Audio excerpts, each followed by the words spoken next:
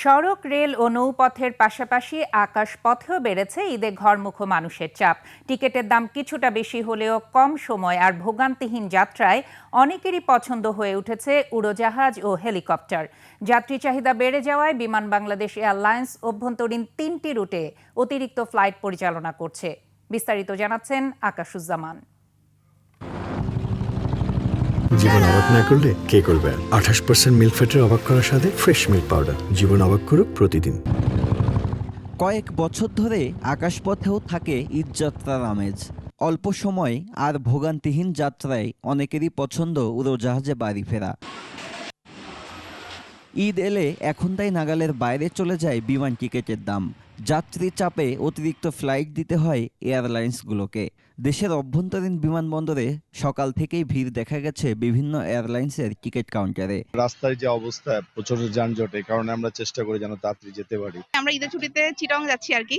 So বেবিকে নিয়ে প্রথমবার যাচ্ছি ইনশাল্লাহ। পরিবারের সাথে ঈদ উদযাপনে দেশে আসছেন প্রবাসীরাও। তবে ইমিগ্রেশন ও লাগেজ সরবরাহে জটিলতায় অভ্যন্তরীণ ফ্লাইট মিসের ঘটনাও ঘটছে। ঈদ উপলক্ষে আবুধাবি থেকে সুদূর দেশে আমি আগমন করছি রাত ৩টায় দেওয়ার পরে মনে করেন যে রাত ৪টার পরে ছাড়ছে বিমান। হওয়ার পর সেটা আবার আজকে ফ্লাইট দিয়েছে। এখন ডোমেস্টিকে যাইতেছি আমার বাংলা ফ্লাইট। এয়ারলাইন্সগুলোর টিকিট বিক্রেতারা বলছেন ঈদ যাত্রায় প্রতিটি ফ্লাইটেরই ফুল বুকিং। চাপ থাকবে ঈদের আগে ও পরে মিলিয়ে ৭ দিন।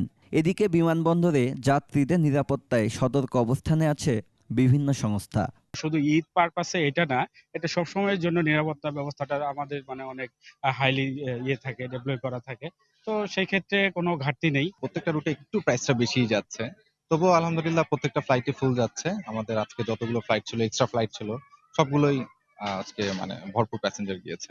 যাত্রী চাপ সামলাতে ঢাকা থেকে সৈয়দপুর, রাজশাহী ও বরিশাল রুটে অতিরিক্ত ১৩টি ফ্লাইট চলবে রাষ্ট্রীয় পতাকাবাহী বিমান বাংলাদেশ এয়ারলাইন্সের।